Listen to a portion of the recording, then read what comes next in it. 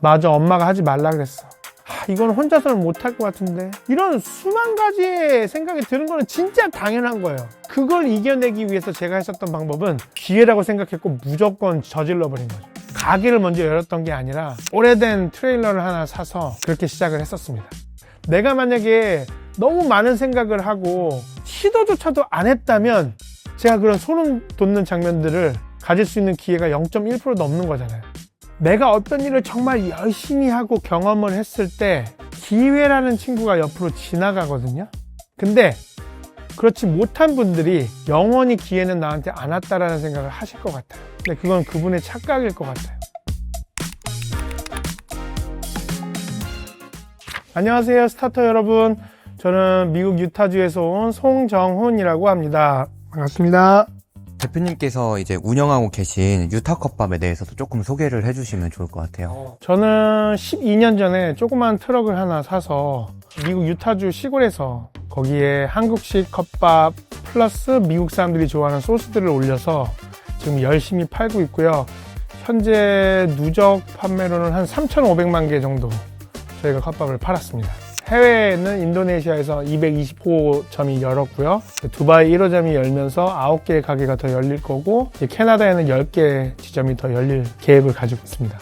유타 컵밥을 글로벌 정말 대기업으로 이제 성장을 시켜왔는데, 그렇게 되기까지 이제 대표님만의 어떤 빠른 실행력이 좀 관건이었다고 저희는 생각하고 있어요. 그래서 이번 에이스 리포트 주제가 작게 시작하고 크게 성공하는 법 이거든요. 네. 특히 미국에서 컵밥 이건 좀 생각하기 어려웠을 것 같은데 그쵸. 어떻게 그 컵밥이란 아이템을 좀 생각을 하게 되셨는지.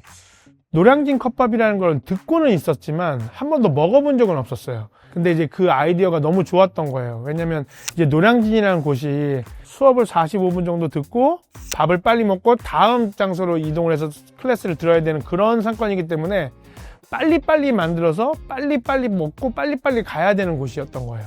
야, 이거는 미국 컬처랑 너무 잘 맞는다라는 생각을 딱 한 것 같아요. 그냥 종이컵 하나에 모든 걸 다 담아주고 먹고 버리면 되는 거니까. 안 되면 또 갖고 가면 되는 거니까. 이게 너무 잘 맞았던 것 같아요. 그래서 이거를 미국에 한번 해봐야 되겠다라는 생각을 거기서 했죠. 컵밥이라는 아이템을 찾고 나서 사업 시작은 어떻게 하셨는지 궁금합니다. 그게 어떻게 보면 트럭이에요. 근데 저는 정확하게 얘기하면 트럭을 산 건 아니에요. 트럭이 비쌌거든요. 그래서 제가 생각했던 게 트레일러였어요. 트레일러는 엔진이 없기 때문에 이렇게 끌어야 되는 거거든요. 그래서 가격이 거의 절반도 안 되는 가격으로 살 수 있었어요. 얼마나 무식할 정도로 그거를 샀냐면 트레일러를 그날 인터넷에서 찾았어요. 그리고 그 다음날 어떤 아주머니가 파는 거였는데 거기에 갔어요. 그래서 그걸 샀어요. 그래서 아주머니가 저희한테 그럼 어떤 트럭으로 끌고 갈 거야? 라고 했는데 저희가 트럭이 또 있어야 돼요? 저는 그것도 준비가 안 된 상태였어요. 저는 그냥 트레일러만 산 거였어요.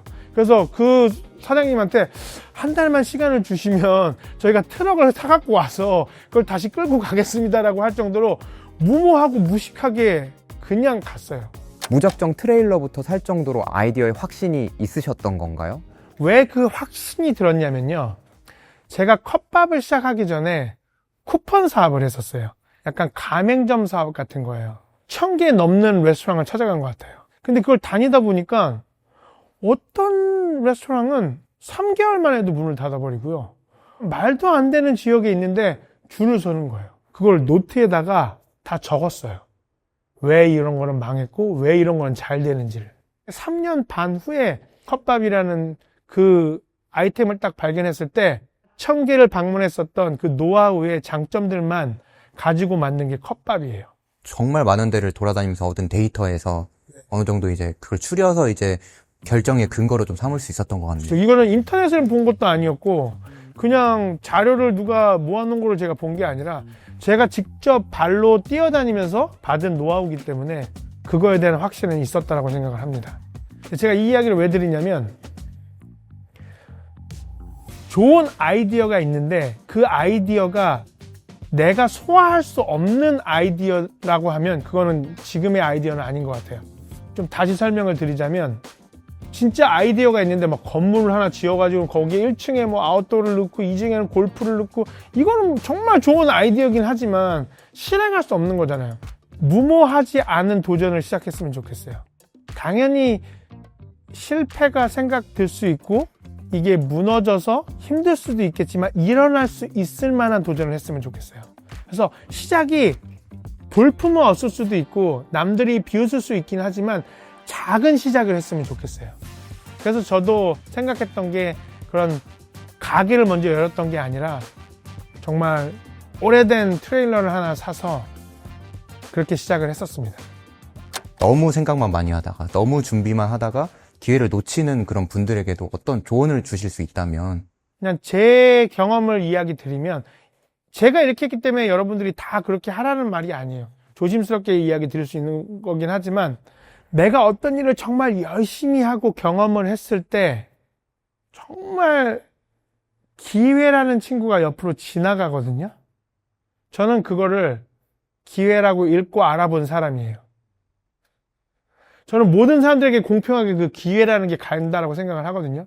근데 내가 막 핸드폰만 늘 보고 있고 아무것도 안 하고 있고 그냥 잠만 자고 있고 아무것도 안 하면 기회가 지나갈 때 그걸 잡을 수 없을 것 같아요. 그리고 기회라고 읽을 수 없을 것 같아요.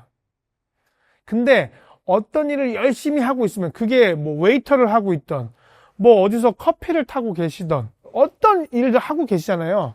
그 일을 정말 열심히 한다라고 하면 그 기회라는 게 지나갈 때 그걸 기회라고 읽을 수 있는 게 확실한 것 같아요. 그 부분은.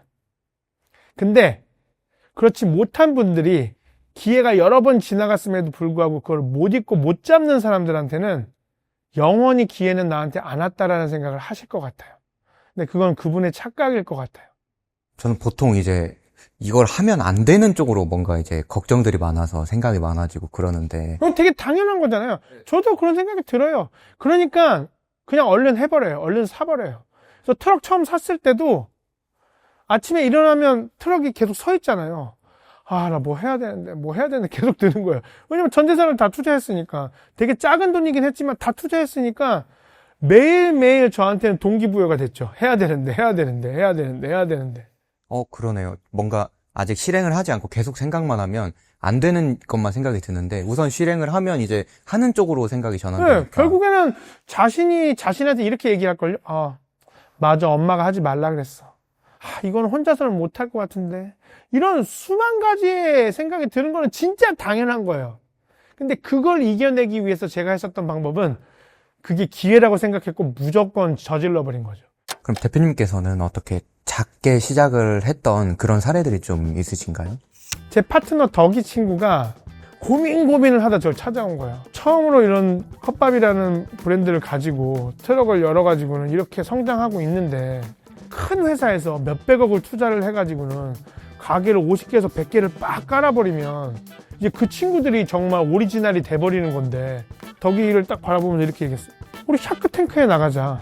장수 프로그램이에요. 미국에서는. 사업을 하는 정말 많은 사람들이 그 프로그램을 다 본다고 생각하시면 돼요. 그럼 만약에 거기에 나가서 그게 되기만 하면 모든 사업하는 사람들은 그걸 다 보게 되는 거잖아요. 그러면 컵밥은 우리가 시작한 거라는 거를 딱 어떻게 보면 못을 박을 수 있는 그런 장소라고 생각을 해서 그럼 어떻게 해야 되지? 매일 보내보자. 둘이 머리 맞대고 매일 보낸 거예요. 한 달 정도 지났나? 연락 왔어요. 저희한테 캘리포니아로 날라오라고 하더라고요.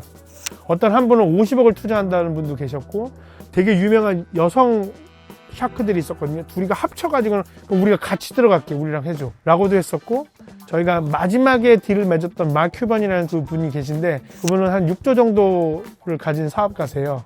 근데 저희랑 딜하면서 그 협상을 2번이나 내려왔어요. 그만큼까지 저희랑 하고 싶어 했었어요. 많이 생각하지 않고 그냥 보낸 이메일 하나로 시작이 돼서 거기까지 가게 되는 그런 경험들을 하게 됩니다. 미국으로 가서 이제 창업을 하셨잖아요. 네네. 그 전에 이제 한국에서는 어떤 청년이었는지. 고등학교 1학년 때 저는 이미 하고 싶은 게 딱 정확하게 딱 있었어요.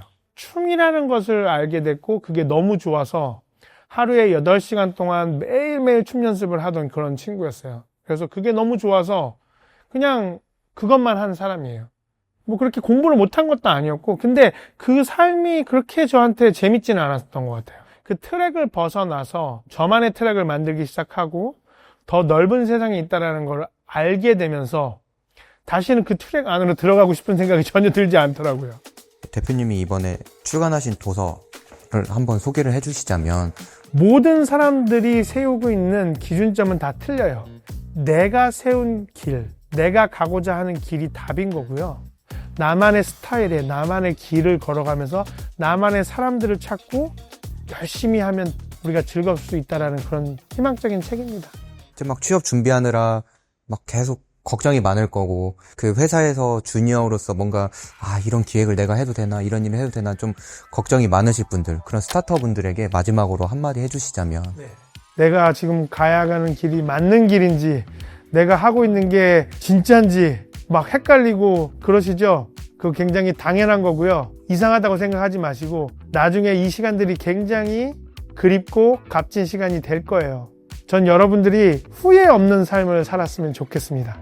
본인이 생각한 거에 대해서 자신감을 갖고 좀 즐길 수 있는 일을 찾으셨으면 좋겠어요. 즐길 수 있어야 오래 할 수 있습니다. 그런 일들을 한번 꼭 찾아보시고 넓은 세상과 넓은 많은 사람들을 한번 보시고 경험해 보시길 바랍니다.